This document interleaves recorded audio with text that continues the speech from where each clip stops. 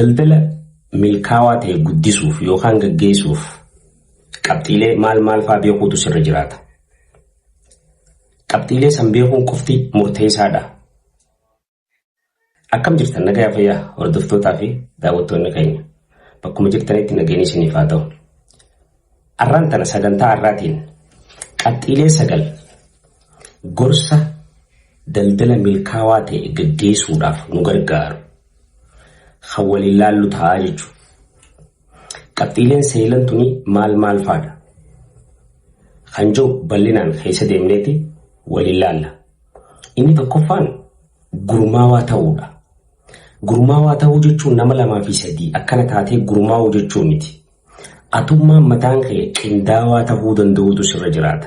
Nama walitti qabamee jiru, teenshinni kee, yaadni kee bakka takkatti nama walitti qabamee jiru ta'utu sirraa eegama jechuudha. Namni tokko gaafa gurmaawaa ta'e waan hojjechuu qabu tan guyyaa irratti xiyyeeffachuu qabu adda baasee beeka jechuudha. Arra wantoota hojjetamuu qaban tarreedhaan akka keessuuf si gargaara jechuudha. Akkasuma gurmaawaa ta'uu maaliif si gargaara?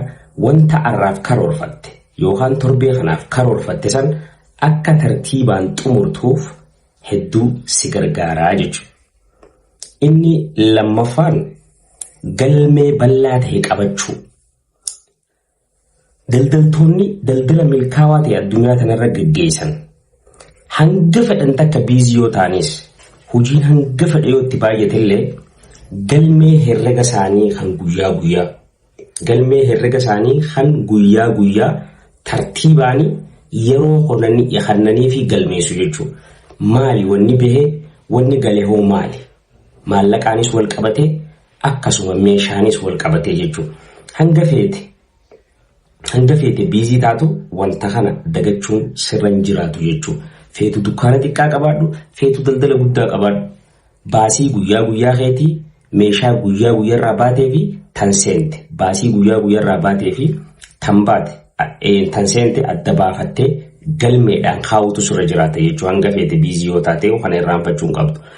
Inni sadaffaan daldala milkaa'aa taatee daldala milkaa'ina qabu guddisuudhaaf inni sadaffaan dorgomaa kee xiinxaluu danda'u. Kana hoggaa jennu jechuudha. Daldalaan milkaa'aan yeroo takkallee haala dorgomaa isaa laaffisee biran darbu. Kana jechuun gaafa haala dorgomaa keetii laaffiftee bira kutte magaalaa keessaa dhawamuu jirta jechuudha. Lolaa dhabdee jirta jechuudha. Waan siif lolu dhabdee jirta jechuudha. Kanaafuu akkamitti dorgomaa kee xiinxaluu dandeessa kan jedhus maali? Akkamitti xiinxalama dorgomaanii fi kan jedhus nagaafachuu malta.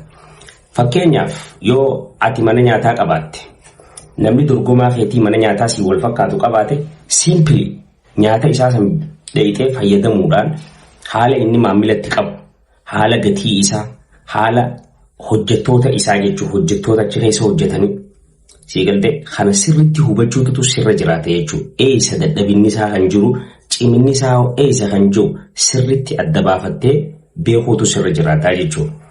Inni afuraffaan bu'aa fi khasaaraa hubachuu danda'u jechuudha.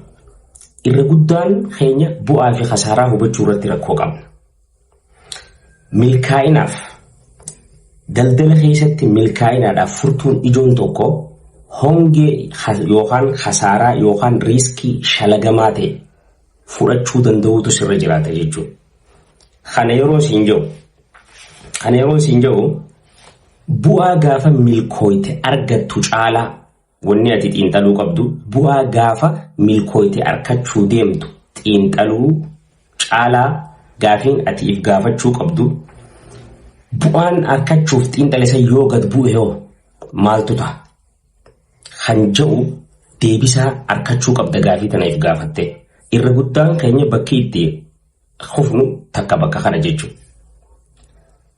Gaafa akkasittiif gaafatte yoo tasa balaan kan dhufu taate takka khasaaraan kan dhufu taate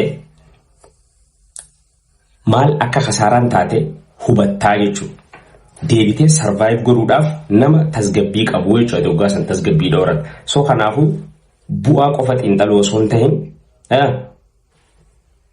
khasaaraan yoo dhuftu taate hoo bu'aan sayyoo gabbuu yehoo hanja'u xiinxaluutu sirra jiraata jechuudha. Inni shanaffaanii fi arraaf handhumaa kutaa takkaffaa jechuudha. Kutaa takkaffaa harraaf handhumaa isinis asumaan subscribe godhaa, like illee godhaa. Irra guddaa afaan Oromoo kanaan namni yeroo waan biizinesaa haasa'u laalamu mee warri hangi jirtan subscribe if like share wal jalaa godhaan isin jechuu barbaade yoo kan isinitti tolute. Inni shanaffaan halaqaa fi tarsiimoo qabaachuudha. Daldaluma xiqqaa qabdu sanii halaqaa fi tarsiimoon dabaaluutu sirra jiraata. Halaqaa fi tarsiimoon dabaaluu gisee siin jiru fakkeenyaaf zamana ammaa kana keessa teekinooloojiin ol ka'uu jirti, teekinooloojii wajjin deemuu danda'u. Inni biraa halaqa giseen jiru maal jechuudha ni beektaa? Akkamitti adda ta'uu qabda? Tarsiimoon ati adda si godhuu qabdu maali kan jiru qopheeffachuutu sirra jiraata jechuudha. Gaafa akkuma namni hundi fakkaatu daldalaan hundi fakkaatte waanuma isaan harkattaa waanuma isaan hojjetta. Daldalaa milkaa'aa saffisaan daldala isaa keessatti guddatu ta'uu yoo barbaadde immoo halaqaa fi tarsiimoo qabaachuu qabda. Yeroo wajjin deemuutu sirra jiraataa jechuudha. Kutaan takkaffaan isaa kana fakkaata. Kutaa lammaffaan baroon walitti deebinu bakkuma jirtanitti nagaa innaa tura.